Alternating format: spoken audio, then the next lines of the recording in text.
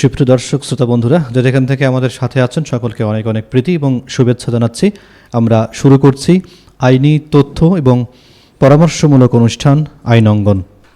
আপনারা জানেন যে আমরা আইন অঙ্গনের প্রতিটি পর্বে আইনের কিছু বিষয় নিয়ে আলোচনা করে থাকি। অর্থাৎ আমরা অনেকেই যে আইনগুলোর কথা জানি না, কিন্তু জানা খুবই প্রয়োজন, সেই আইনগুলোর কথাই কিন্তু আমরা বেশি আলোচনা করে থাকি। এবং এই অনুষ্ঠানটির মূলত যে লক্ষ্য সেটি হচ্ছে যে আমরা সকলেই আইন সম্পর্কে জানব, আইনের প্রতি শ্রদ্ধাশীল থাকব। সেই লক্ষ্য নিয়েই আমরা এই অনুষ্ঠানটি শুরু করছি। আর আপনারা জানেন আমাদের এই অনুষ্ঠানে অতিথি আলোচক হিসেবে থাকেন অ্যাডভোকেট আনিস মোস্তফা তোতন। তিনি আজও আমাদের সঙ্গে রয়েছেন। আমরা আলোচনায় যাচ্ছি। অতিথি মহোদয়, আপনাকে স্বাগত জানাচ্ছি আমাদের আজকের পর্বে। আর শুরুতে একটু জানিয়ে রাখি, আমরা আজকে যে বিষয়টি আলোচনা করব সেটি হচ্ছে অগ্নি প্রতিরোধ ও নির্বাপন আইন 2003, যেটি 2003 সালে এটি হয়েছে। সেই আইনটি নিয়ে আমরা একটু আপনার কাছে বিস্তারিত জানতে চাই। তো আমরা শুরুতেই যদি একটু জানি যে অগ্নি যে প্রতিরোধ ব্যবস্থা আছে, অগ্নি প্রতিরোধের যে বিষয় আছে, এর সঙ্গে আইনের কোনো সম্পৃক্ততা আছে কিনা আমরা যদি একটু শুরুতেই জানতে চাই আপনার কাছে। ধন্যবাদ কৃষ্ণকমল। বিষয়টা এরকম যে আগে আমরা এই আগুন অগ্নি নির্বাপনের যে একটা প্রতিষ্ঠান আছে, এই প্রতিষ্ঠান ফায়ার সার্ভিস বলে আমরা জানতাম।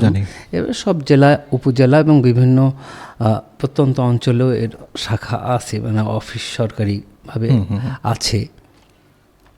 তো এটিকে আরও আধুনিকায়ন করার জন্য সরকার 2003 সালে অগ্নি প্রতিরোধ ও নির্বাপন আইন 2003 নামে এটা আইন তৈরি করছে। আচ্ছা। এবং এটি খুব জরুরিভাবে করা প্রয়োজন ছিল বলেই এই আইনটি তৈরি করা হয়েছে। এবং আপনি জানেন এর সঙ্গে নতুন fire service and civil defence মানে একটা নতুন একটা সংস্থাকে এর সঙ্গে জড়িয়ে রেস্কিউ ডিপার্টমেন্ট হিসেবে জড়িত করা হয়েছে, সংযুক্ত করা হয়েছে। তো আপনি যেটা বলছিলেন, এই অগ্নি নির্বাপনের সঙ্গে এই প্রতিরোধের আইনের সঙ্গে আইনের কোনো সম্পৃক্ত আছে কিনা? হ্যাঁ, ধন্যবাদ।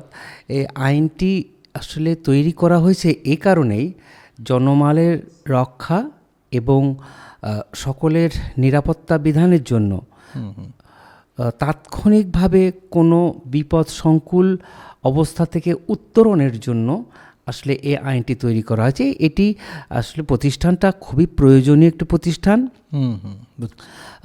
এটি বাংলাদেশের সম্পূর্ণ বাংলাদেশে এই প্রতিষ্ঠানটি এখনও ছড়ায় যেতে পারেনি। তবে এটি উপজেলা ভিত্তিক এবং আরও যে শহরগুলো রয়েছে সেগুলোতে করা উচিত। যেমন আপনি যদি মনে করেন ঢাকা শহরে যদি একটা আর্থকোয়েক, ভূমিকম্প হয় বা কোনো এক বহুতল বিশিষ্ট প্রতিষ্ঠানে, শপিং মলে অথবা কোনো বিল্ডিংয়ে যদি আগুন লাগে, অগ্নিসংযোগ হয় বা কোনো একটা দুর্ঘটনা ঘটে, তাহলে এখান থেকে কিন্তু দ্রুততম সময়ে কাউকে রেস্কিউ করা যায় না। হ্যাঁ, আর যদি 7 মাত্রার অতিরিক্ত ভূমিকম্প হয় তাহলে সেক্ষেত্রে তো বলাই বাহুল্য যে কত বিল্ডিং ধ্বংসস্তূপে পরিণত হবে। এবং আমার মনে হয় যে এখানে কোনো রেস্কিউ টিম বা ফায়ার সার্ভিস, সিভিল ডিফেন্স বা জনসাধারণ কোনো উদ্ধার কার্য সম্পন্ন করতে পারবেন না। এর একটাই কারণ হচ্ছে আমরা আইন না মেনে এই অপরিকল্পিতভাবে এই বহুতল ভবনগুলো তৈরি করছি। এবং এখন এখানে অগ্নি নির্বাপনের বা যে প্রতিরোধের জন্য যে ব্যবস্থাগুলো রাখা হয়েছে এগুলো ওখানে সংযুক্ত নাই। এ কারণে যতদূর সম্ভব অতি দ্রুত এই আইনের আওতায় অগ্নি প্রতিরোধ এবং নির্বাপন আইন 2003 আওতায় একটা 4 ধারার যে বিধান আছে, সার্টিফিকেট গ্রহণ করবে। এর আওতায় সবগুলো বহুতল ভবনের মালিককে নির্দিষ্ট সময়ের মধ্যেই তাদের ভবনটিকে অগ্নি নির্বাপনের আওতায় নিয়ে আসা উচিত। জি।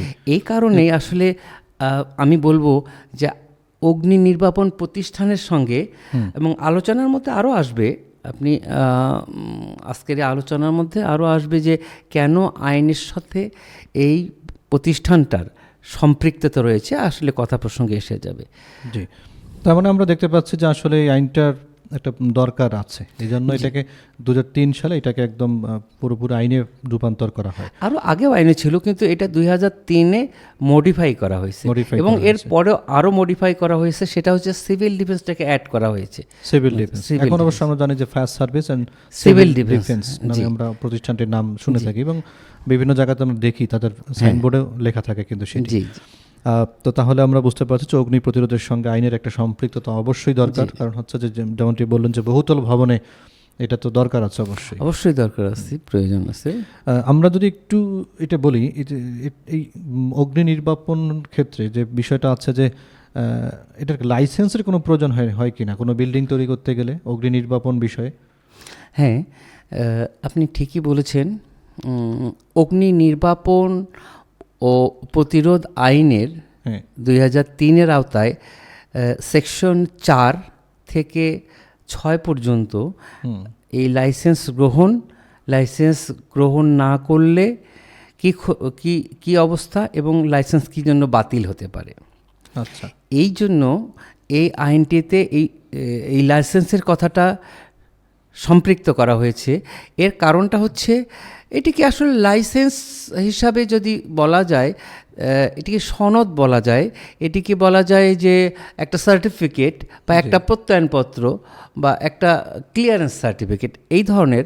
সরাসরি লাইসেন্স বলতে যেটাকে আমরা বলি একটা কাজ করার বা কোনো কাজ না করার বা কোনো কাজ করতে বাধ্য করার জন্য যে সার্টিফিকেট, এটাকে আমরা লাইসেন্স মনে করি। কিন্তু এই ক্ষেত্রে এই লাইসেন্সের শব্দটা আসবে কোনো একটা বিষয়ে সনদ গ্রহণ, সার্টিফিকেট, কোনো একটা কাজ, বিশেষ কাজ করার জন্য প্রত্যয়নপত্র, এটি বুঝাবে।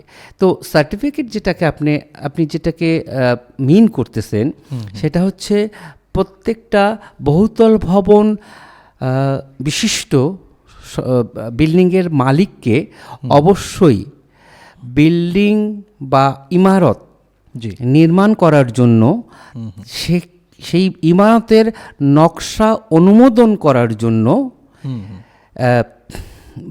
ফায়ার সার্ভিস অথবা যে আপনি বললেন যে অগ্নি প্রতিরোধ ও নির্বাপন যে আইন আছে, এই আইনের আওতায় যাকে মহাপরিচালক একজন থাকবেন, তার কাছ থেকে অনুমোদন নিতে হবে। আমি যেটাকে মিন করতেছি যে অনুমোদন বলতে তার নকশাটা অগ্নি নির্বাপনের যথাযোগ্য ব্যবস্থা ওই বহুতল ভবন নকশায় আছে কি না, এটি অনুমোদন করে নিতে হবে। আর নিয়মও আছে নিশ্চয়ই। হ্যাঁ, এটি বিল্ডিং কনস্ট্রাকশন আইনে আপনি যখন আলোচনা করতেছিলাম তখনও এটাতে আসছে, প্রত্যেকটা আইনে আসবে। যেহেতু একটা আইনের সঙ্গে আর একটা আইন খুবই রিলেটেড, সেই জন্য কিছু কিছু বিষয় অবশ্যই আপনাকে কমনভাবে এসে যাবে। আপনি এই বিষয়টি আপনার সদয় অবগতি জানাচ্ছি যে এই আইনটি যখনই আমরা ইনঅ্যাক্টিভ বা আমরা আমাদের কার্যকরীভাবে আমরা নিব না, তার মানে আমরা আমাদের বিপদকে ডেকে নিয়ে আসলাম। যেটা আপনি বলছিলেন যে যখন একটা ইমারত নির্মাণ করতে হবে, তখন ইমারতের নকশাটা আপনি এর আগে বলছিলেন আলোচনা, যে আমিও আপনার কথার উত্তর দিয়েছিলাম যে এটি পৌরসভা বা যথাযোগ্য সিটি কর্পোরেশনের আওতায় যে ক্ষমতাপ্রাপ্ত ব্যক্তি অনুমোদন করতে পারেন, তিনি এটিকে অনুমোদন করবেন। পাশাপাশি আমি তখন একটা আপনাকে এই বিষয়ে কথা বলছিলাম যে অগ্নি নির্বাপনের ব্যবস্থা আছে কি না, সে কর্তৃপক্ষের কাছে এটি নেওয়া হবে এবং এটি অনুমোদন নেওয়া হবে। এখন যদি অনুমোদনের জন্য অর্থাৎ সার্টিফিকেট নেওয়ার জন্য আপনি যখন এটিকে নকশাটা উপস্থাপন করবেন অথবা আবেদন করবেন, আবেদন প্রাপ্তির 15 দিনের মধ্যে কর্তৃপক্ষ এটিকে ভিজিট করবে এবং এই নকশার পরিস্থিতি পরিবেশ ওই বিল্ডিংয়ে বহুতল ভবন ইমারতে প্রবেশ করার জন্য কোনো পর্যাপ্ত যানবাহন চলাচলের জন্য ব্যবস্থা আছে কি না এটি তিনি দেখবেন। ফিজিবিলিটি, বাতাস চলাচলের ব্যবস্থা আছে কি না, পানি পর্যাপ্তভাবে আন্ডারগ্রাউন্ডে রাখার জন্য কোনো ব্যবস্থা আছে কি না, এই ব্যবস্থাগুলো তিনি নকশায় থাকবে এবং এগুলো তিনি ফিজিক্যালি অবজার্ভ করুন, পরিদর্শন করে তারপর তিনি এটিকে অনুমোদন দেবেন। যদি কোনো কারণে তিনি এটি অনুমোদন না দেন তাহলে ইনি যে আবেদনকারী তিনি এটি নকশাটি সংশোধন করে পরিমার্জন, পরিবর্ধন, সংযোজন বা নকশার ডিজাইনটাকে চেঞ্জ করে পুনরায় এটি আবার উপস্থাপন করতে পারবেন। সেক্ষেত্রে আবার 30 দিনের মধ্যে নকশাটি আলোচনা করে সন্তোষজনক হলে অনুমোদন করতে পারেন। তার মানে আমরা বুঝতে পারছি যে একটা ভবন বা একটা ইমারত নির্মাণ করতে গেলে, বহুতল ভবন হলে সেখানে অগ্নি নির্বাপনের ব্যবস্থা অবশ্যই থাকতে হবে এবং এজন্য হয়তো একটা বিষয় হচ্ছে যে ফায়ার সার্ভিস তো গাড়ি নিয়ে যাবে, সেখানে একটা গাড়ি যাওয়ার রাস্তা আছে কি না থাকলে তো সে গাড়ি যাবে না এবং তারা অগ্নি নির্বাপন করতে পারবে না।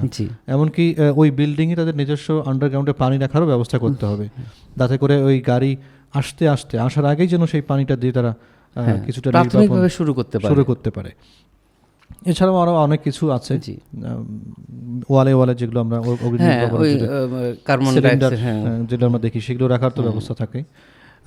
তো যাই হোক, আমরা তাহলে সেটি আবেদনের মাধ্যমে নিতে হবে এবং যিনি এটা অনুমোদন দেবেন তিনি এটা আবার পরিদর্শন করবেন, সরজমিনে পরিদর্শন করে সন্তোষজনক হলে তাহলে অনুমোদন দেবেন। আমরা তাহলে এই ভবনের যে নকশা, তো এই ভবন নকশা অনুমোদন করার সম্পর্কে একটু জানতে চাই। তাহলে সেক্ষেত্রে ওই ভবন নকশা অনুমোদনের সময়ই এটাও নকশাটা থাকতেই হবে।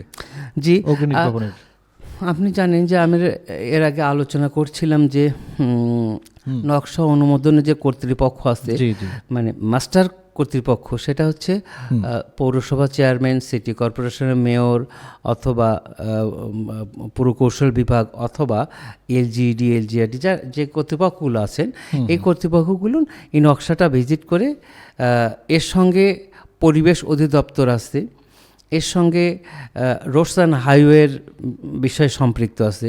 আমি আরও বলছিলাম যে কোনো নকশা অনুমোদন করার জন্য আন্ডারগ্রাউন্ডে কোনো টিএনটি অথবা ইলেকট্রিক্যাল কোনো কেবল গেছে কিনা সে বিষয়টা মানে দেখে নকশায় অনুমোদন করে তাদেরও একটা প্রত্যয়নপত্র লাগে। ওই একই ধারাবাহিকতায় অগ্নি নির্বাপন কর্তৃপক্ষের কাছে এটি অনুমোদন নিতে। এখন যদি যে ক্ষেত্রে যখন গাইবান্ধায় মহাপরিচালক অগ্নি নির্বাপনের নাই, এক্ষেত্রে আবেদনকারী তার স্থলাভিষিক্ত অথবা দায়িত্বপ্রাপ্ত মাননীয় জেলা প্রশাসক মহোদয়ের কাছে এটি উপস্থাপন করতে পারেন এবং জেলা প্রশাসক মহোদয় এটি তার যে কোনো অ্যাসিস্ট্যান্ট কমিশনার বা যে কোনো এলজিইডি বা অন্য কোনো কর্তৃপক্ষের দ্বারা এটি তদন্ত করে বা পরিপূর্ণভাবে বা ফায়ার সার্ভিস সিভিল ডিফেন্সের মাধ্যমে এটিকে তদন্ত করে একটা রিপোর্ট নিয়ে তারপর অনুমোদন দিতে পারেন। যেটা বলছিলাম একটু যদি আমাকে রিমাইন্ড করে দেন, মানে ভবন নির্মাণের যখন অনুমোদন নকশাই, তো এই নকশার ক্ষেত্রে আর একটা বিষয় আছে যে নকশা অনুমোদন যদি কোনো কর্তৃপক্ষ করতে অস্বীকার করে, কোনো কর্তৃপক্ষ যদি এই নকশা অনুমোদন করছে, তাকে উচ্চতর বিভাগের কাছে এটি আপিল করতে পারবেন 30 দিনের মধ্যে। আপনি জানেন যে কোনো ক্ষেত্রে স্বাস্থ্যের মেয়াদ, সাজা বা যে কোনো বিষয়ে যদি আপনি অ্যাগ্রিভড হন, ক্ষতিগ্রস্ত হন, সেক্ষেত্রে কিন্তু উচ্চ আদালতে আপিল করার বিষয়ে সুযোগ থাকে। এক্ষেত্রে তার ব্যত্যয় নাই। এক্ষেত্রেও ব্যত্যয় নাই এই কারণে যে তার আবেদনটা যদি নাকচ হয়ে যায়, তিনি ওই নাকচের বিষয়টা নিয়ে 30 দিনের মধ্যে উচ্চতর কর্তৃপক্ষের কাছে এটিকে রিভিউ বা পুনর্বিবেচনা বা আপিল যেটাই বলি না কেন আবেদন করতে পারেন। আচ্ছা, তো সেই সুযোগটা আছে আর জি। আর নকশা অনুমোদনের বিষয়ে আরেকটা বিষয় আছে যে এই আইনটি কার্যকর হওয়ার বিষয়ে এই আইনটি, আমি আবারও বলছি, এই আইনটি কার্যকর হওয়ার পর থেকে পূর্বে যে বহুতল ভবন বিশিষ্ট যে নকশাগুলো অনুমোদন করা হয়েছে এবং যে বহুতল ভবনগুলো নির্মিত হয়েছে, এগুলোতে তো কিন্তু আগে সার্টিফিকেট দেওয়া নাই। জি জি, কেননা এই আইনটার হওয়ার আগে সেটি তৈরি তৈরি হয়েছে। সেক্ষেত্রে এই আইনটি তৈরি হওয়ার 180 দিনের মধ্যে তাকে ওই কর্তৃপক্ষের কাছে এটি একটা নতুনভাবে উপস্থাপন করে সার্টিফিকেট নিতে হবে। তাহলে একটা জিনিস দাঁড়ালো, আপনি যে কথাটা বলছিলেন যে সার্টিফিকেট, আমি যেটাকে বলছিলাম প্রত্যয়নপত্র, সনদ, যেটাই বলি না কেন, এটি কিন্তু মাস্ট। আচ্ছা আচ্ছা, মানে যে ভবনগুলো আগে তৈরি করা হয়েছে তাদেরকেও সময় দেওয়া হয়েছে এটা অনুমোদন নেওয়ার জন্য। 180, কিন্তু আমরা 2003 সাল থেকে কত 180 দিন পার হয়ে গেছে, এটি আসলে আমরা এখনও অনুভব করতে পারি না। কিন্তু সেটি দেখা যায় যে আমরা এখনও সেই মানধাতায় অজ্ঞাত অবস্থায় পড়ে আছি যে আমরা এটিকে না জানার মতো করে রয়ে গেছি। এই কারণে যে আমরা আজকে যে অনুষ্ঠানের মাধ্যমে আমরা যারা সবাইকে জানাই দিতে চাই বা সবাইকে একটু সচেতন করে দিতে চাই যে আপনারা যারা বহুতল ভবন নির্মাণ করেছেন, যেগুলোতে বসবাস করতেছেন, সেই ভবনগুলো নকশা 2003 সালের এই আইনটি কার্যকর হবার পর থেকে 180 দিনের মধ্যে ফায়ার সার্ভিস এই কর্তৃপক্ষের কাছে অনুমোদন করে নিতে হবে। যদি তারা কোনো সংযোজন, বিয়োজন অথবা নতুন করে, অবশ্যই সে অন্য কিছু করবে না, জি জি, আপনার বেডরুম, মাস্টার রুম, আপনার ওয়াশরুম, এগুলো কোনো পরিবর্তন করতে বলবে না। তারা ওই কর্তৃপক্ষের হয়তো চাহিদা মোতাবেক এইটুকু থাকতে পারে যে অগ্নি নির্বাপনের সময় দ্রুততম সিঁড়ি দিয়ে নামার কোনো বিষয় আছে কিনা, লিফটের কোনো বিষয় আছে কিনা, একজন ব্যক্তি অথবা 10 জন ব্যক্তি একসঙ্গে দ্রুততম সময়ে ওই সিঁড়ি দিয়ে নামার ব্যবস্থা আছে কিনা। এখন আপনি যদি একটা জিনিস আমরা যদি ভাবি যে আগেকার একটা সিঁড়ি তৈরি করা হয়েছে 5 ফিট, যেগুলোতে 2 জন বা 1 জন লোক ওঠানামা করতে পারে, কিন্তু বহুতল ভবন সেটি হয়তো 1 তলা বা 2 তলা একটা বিল্ডিংয়ের ক্ষেত্রে প্রযোজ্য। কিন্তু যখনই এটা হাই রাইজ বিল্ডিং হবে, বহুতল ভবন হবে, 10 তলা 15 তলা হবে, তখন অবশ্যই লিফট সিস্টেম থাকবে এবং একটা নয়, প্রয়োজন ক্ষেত্রে 2টো লিফট থাকতে হবে, একটা ওঠা একটা নামা যেন সরাসরি করতে পারে এভাবে, এবং সিঁড়িটা হবে ওয়াইড। গাইবান্ধা বিভিন্ন প্রতিষ্ঠানগুলো অনেক বড় বড় হাই রাইজ প্রতিষ্ঠান হচ্ছে এবং হয়েছে, 6 তলা 8 তলা পর্যন্ত হয়েছে। আমি অনেকগুলো প্রতিষ্ঠানে দেখেছি যে এই প্রতিষ্ঠানগুলোতে সিঁড়িগুলো খুব ন্যারো, অথবা 2 জন করে ওঠা যাবে, এরকম 2 জন করে ওঠা যাবে। এই জায়গাটায় হয়তোবা অগ্নি নির্বাপন কর্তৃপক্ষের একটা আপত্তি থাকবে যে এটি একটু ওয়াইড করে নতুন করে তৈরি করা যায় কিনা, বা পানির ব্যবস্থা, অতিরিক্ত পানি আশেপাশে আছে কিনা। যদি আশেপাশে কোনো পুকুর, ডোবা, নালা না থাকে, তাহলে সেক্ষেত্রে নিচে আন্ডারগ্রাউন্ড বা নিজস্ব ভবনের নিচে স্পেশালি কোনো পানির ট্যাঙ্ক করা যায় কিনা, এগুলো বিষয়ে তারা নজর দিবেন। এবং আরেকটা বিষয়ে দেখবেন যে ভবনটি আপনি নির্মাণ করেছেন, সেই ভবনটিতে একটা অ্যাম্বুলেন্স, একটি ফায়ার সার্ভিসের বড় গাড়ি, একটা ট্রাক দ্রুত এটিকে চলাচল করতে পারবে কিনা। যদি সেটি না থাকে, তাহলে সেটি করার ব্যবস্থা করার জন্য নির্দেশনা দিতে পারেন। আপনার বিল্ডিং তো আর ভেঙে ফেলা যাবে না, এখন ওইটিকে নতুন করে একটু মডিফাই করা যায় কিনা, এই বিষয়গুলো তাদের দেখতে হবে। জি, তাহলে এটা করে নেওয়াও দরকার, কারণ হচ্ছে যে এখন যেহেতু আমরা প্রায়ই দেখে থাকি যে বিদ্যুতের শর্ট সার্কিট বা বিভিন্ন, আগে একসময় মানে গ্রামে দেখেছিলাম, গ্রামের বাড়িতে হয়তো এই ধান সেদ্ধ করতে গিয়ে গরুর গোয়ালে কিছু কয়েল দিতে বা দিতে সব সেখানে আগুন লাগছিল, কিন্তু এখন আর গ্রামে তেমন কিন্তু সেটি চোখে পড়ে না, কম পড়ে। কিন্তু গ্রাম থেকে শহরে কিন্তু বিশেষ করে বড় বড় বিল্ডিংগুলোতে অগ্নিকাণ্ড ঘটে থাকে। তো সেক্ষেত্রে আপনি যেটা বললেন যে এই বিষয়গুলো থাকা দরকার, অবশ্যই থাকা দরকার।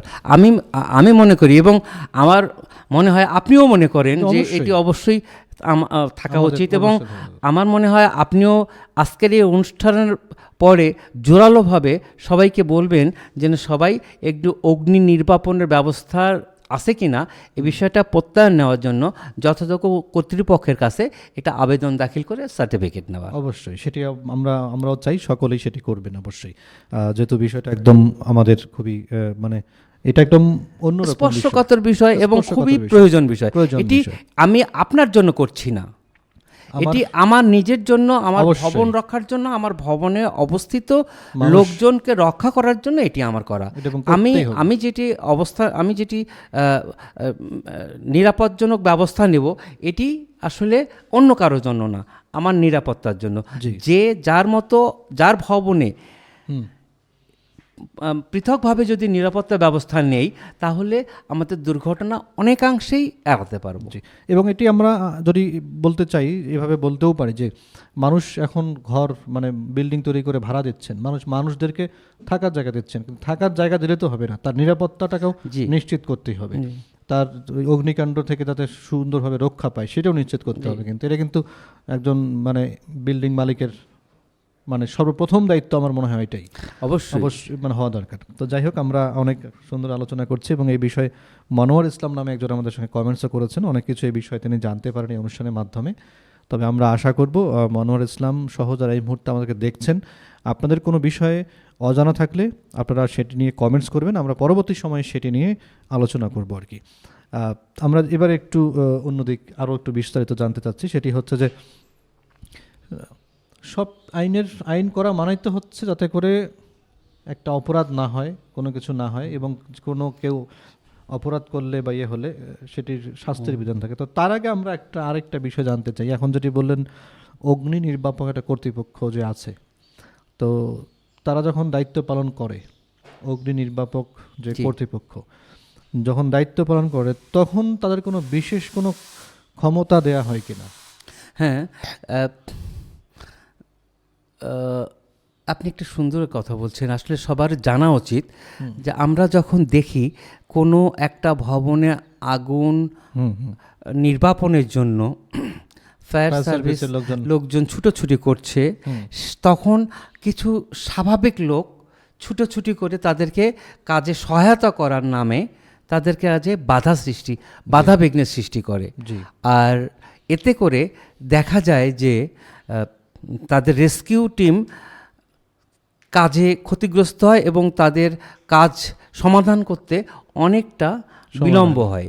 তো আমি যেটা আইনে বলা আছে, এই যে আইনটির কথা বলছেন সেই আইনটিতে একটা স্পষ্টভাবে বলা আছে, যখন কোনো রেস্কিউ টিম, ফায়ার সার্ভিসের টিম কোনো একটা ভবনে আগুন নেভানোর জন্য যাবে, ওই আপনি জানেন যে সাইরন বাজায় তারা যায়, অনেকগুলো গাড়ি নিয়ে যায়, তারা পানি রেডি করতে করতে, আমরা জানি খুবই দ্রুততম একটা সময়ে তারা পৌঁছার চেষ্টা করে। এবং আমি দেখেছি তারা এত স্ট্রং, গাড়িতে চড়ে বসেই তারা ড্রেস চেঞ্জ করতেছে, তার হুস পাইপ সব লাগাচ্ছে, তারপরে গ্যাস বেলুন সব ঠিক করতেছে, সব রেডি করে নিচ্ছে। তারা 1 মিনিট বা 1 সেকেন্ড সময় নষ্ট করতে চায় না। একটা বিষয় যে আগুন যখন তারা নিভাইতে যাবে তখন তার কাজে সহায়তা করার নামে তাদের পাশে না যাওয়াই ভালো। তারা যদি সহায়তা না চায়, না যাওয়াই ভালো। সেক্ষেত্রে তাদের ক্ষমতা হচ্ছে যে তারা পুলিশ একটা অন্যায় সমাবেশ, একটা 10 জন লোক সমাবেশ করতেছে, সেখানে তো পুলিশের একটা বাধা দেওয়ার ক্ষমতা থাকে। জি, অবশ্যই। ঠিক তেমনি এই টিমটার একটা বাধা দেওয়ার ক্ষমতা থাকে এবং সেটি প্রতিরোধ করার জন্য তাদেরকে ক্ষমতা থাকে। আর দ্বিতীয়ত, যখন এই টিমটা কোনো রেস্কিউ করতে যাবে, কোনো আগুন নির্বাপন করতে যাবে, তখন আশেপাশে যে কোনো পুকুর, নালা, ডোবা বা যে কোনো ওভারহেড ট্যাঙ্ক বা যে কোনোখান থেকে তারা পানি নিতে পারবে, এক্ষেত্রে তাকে বাধা দিতে পারবেন না। আচ্ছা আচ্ছা, এই ক্ষেত্রে তাদের রেস্কিউ করার জন্য যদি যে কোনো সময় যে কোনোভাবে তারা যদি উপরে হেলিকপ্টার দিয়ে আসে বা নিচে কোনো সিঁড়ি দিয়ে উঠে অন্য কোনো একটা ভবনের অবস্থান নিয়ে সেখান থেকে পানি দিয়ে যদি আগুন নিবানোর চেষ্টা করে, তাহলে কেন আমার বিল্ডিংয়ে আপনি আসবেন এটি বলা যাবে না, এটি বাধা দেওয়া যাবে না। এ ধরনের তারপরে যদি কোনো ব্যক্তি বা কোনো টিম বা কোনো স্বেচ্ছাসেবক দল তাদেরকে সহায়তা করতে চান, তাহলে তাদের সঙ্গে কোঅপারেশন করার জন্য তাদের অনুমতি নিয়ে তাদের সহায়তার সহমর্মিতা অনুভব করেই তাদের সঙ্গে কাজ করতে হবে। এছাড়া আপনি ব্যক্তিগতভাবে তাদের সঙ্গে তারা একভাবে কাজ করছে, আপনি অন্যভাবে একটা কাজ করছেন, এটা করা যাবে না। আচ্ছা, এরপরে যদি কোনো অগ্নি নির্বাপন টিম যাওয়ার পথে কোনো বাধা বা কোনো ব্যারিকেড বা কোনো একটা দেয়াল বা কোনো একটা ফেন্স বা বেড়া জাতীয় যেটাকে বলি, এই জাতীয় কোনো প্রতিবন্ধকতা সৃষ্টি হয় বা থাকে, এমন একটা বিল্ডিংটা হয়েছে, আমি আপনাকে উদাহরণ দিই যে তার সামনে একটা বেড়া বা ছোট একটা দেয়াল নির্মিত হয়েছে, সেখান থেকে ওভারকাম না করলে তারা ওই ক্ষতিগ্রস্ত বিল্ডিংয়ে যেতে পারছেন না। তখন তারা ইচ্ছা করলে ওই দেয়ালটুকু তাদের চলাচলের জন্য যেটুকু সেটুকু তারা পথ করে নিতে পারে, ভেঙে যদি প্রয়োজন হয় তারা করে নিতে পারে বৃহত্তর স্বার্থে। আর আপনি এটাকে আরেকটু যদি আমি সহজ করে বলি যে তাদের কোনো কাজে বাধা দেয়া যাবে না ওই সময়টার জন্য, যে সময়টা তারা রেস্কিউ টিম তাদের কার্যকর থাকবে। এবং এটি হতে পারে 1 ঘন্টা, it may be extended 2 hours, it may be extended 10 hours. এই সময়টার জন্য তাদেরকে ফ্রিডম দিতে হবে।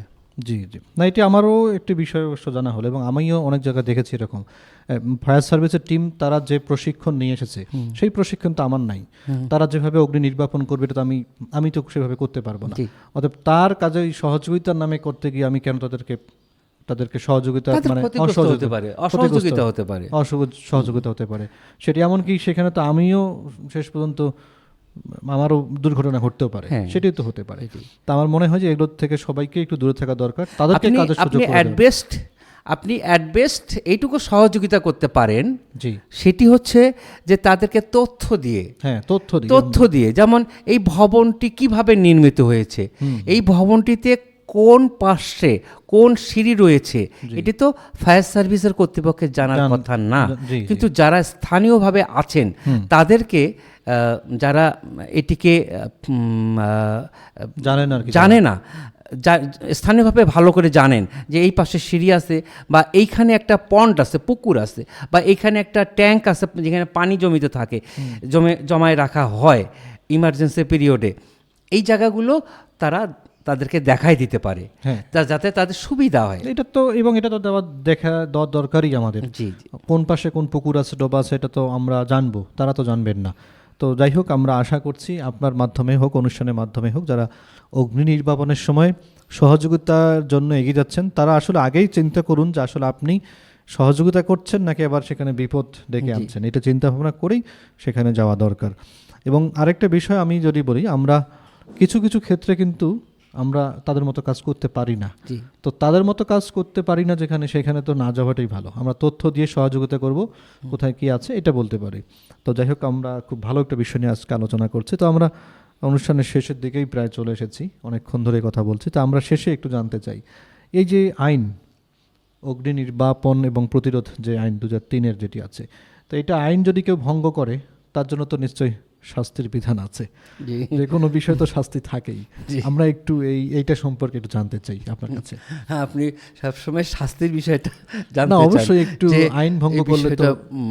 হ্যাঁ, ধন্যবাদ কৃষ্ণকমল।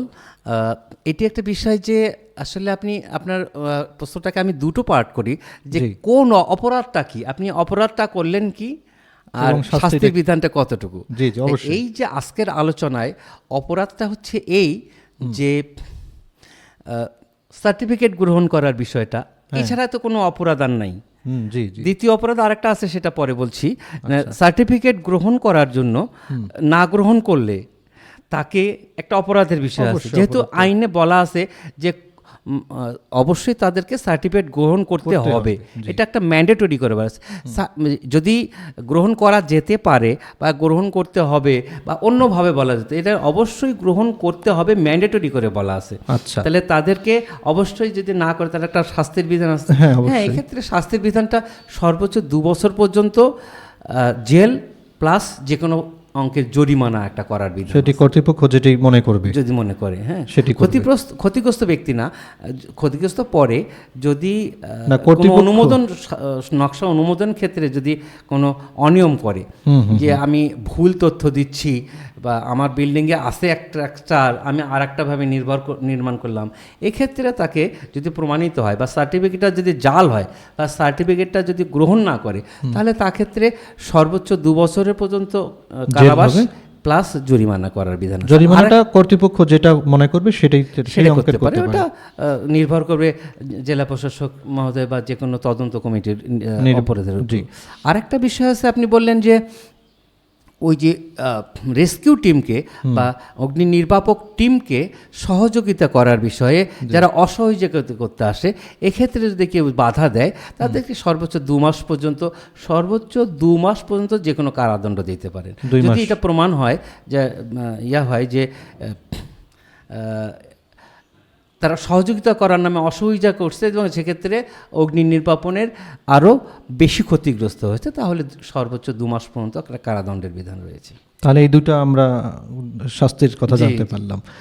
তো যাই হোক, তবে আমার একটু অভিজ্ঞতা থেকে আরও যদি বলি, এটা অবশ্য আইনের পথে পড়বে কিনা জানি না, কিন্তু যে কোনো দুর্ঘটনার সময় কিছু মানুষ যেমনটি বললেন যে সহযোগিতার নামে অসহযোগিতা করে, আর কিছু মানুষ থাকে সেখানে তার মানে দেখে আশেপাশে কি আছে, কি তিনি নিতে পারবেন, মানে একটা এটি তো একটা থেকেই যায়, হ্যাঁ, এটা এটা থেকে একটা যায়। থেকেই যায়। জি। তো আমরা আশা করব যাতে করে দুর্ঘটনার সময় কেউ যেন এইরকম না করেন, মানে চুরির একটা কথা বলেই ফেললাম সেটি, মানে কার কি আছে সেটি তিনি নিয়ে কিন্তু চলে যায় বা পকেটে নিয়ে থাকেন এরকম। জি। তো এটাও থেকে আমরা যেমন বিরত থাকব, তেমনি অগ্নি নির্বাপনের সময় যে রেস্কিউ টিম আছে তাদেরকে সহযোগিতা করব, কিন্তু ওই একদম খুব যে অন্যভাবে সহযোগিতা নয়, যাতে করে তারা ভালোভাবে কাজ করতে পারে সেই সহযোগিতা। আর ভবন নির্মাণের ক্ষেত্রে যে অগ্নি নির্বাপনের বিষয় আছে, এর তো আইনেই বলা আছে, আমরা অবশ্যই সার্টিফিকেট এটা মেনে চলবো, মেনেই চলবো, এটা আমরা আইনটাকে করতে- মেনে চলবো হ্যাঁ, ভবন অবশ্যই। নির্মাণের ক্ষেত্রে। তো শেষ করি, আমরা সর্বশেষ কোনো কিছু বলার আছে কিনা? শ্রোতার যদি কোনো বিষয়ে জানতে চান, হ্যাঁ। তাহলে পরবর্তীতে জানালে আমরা আবার অবশ্যই নতুনভাবে অবশ্যই। আলোচনা করব। তো শ্রোতা বন্ধুরা, আমরা শেষ করছি আজকের আইন অঙ্গন। আমরা এতক্ষণ কথা বললাম অগ্নি প্রতিরোধ এবং নির্বাপন আইন 2003 নিয়ে। অনেক কিছু বিষয় কিন্তু উঠে এসেছে, যারা দেখেননি বা যারা পরবর্তীতে দেখবেন তারা পুরো অনুষ্ঠানটি দেখলেই বুঝতে পারবেন যে আসলে এই বিষয়ে আইনে কী কী বলা আছে। তো আমরা আশা করি প্রত্যেকটা মানুষ আইনের প্রতি শ্রদ্ধাশীল হবেন এবং আইনকে মান্য করে চলবেন, সেই আশা রেখে শেষ করছি আজকের অনুষ্ঠান। যে যেখানে আছেন ভালো থাকবেন, সুন্দর থাকবেন, শুভ বিদায়। শুভ বিদায়।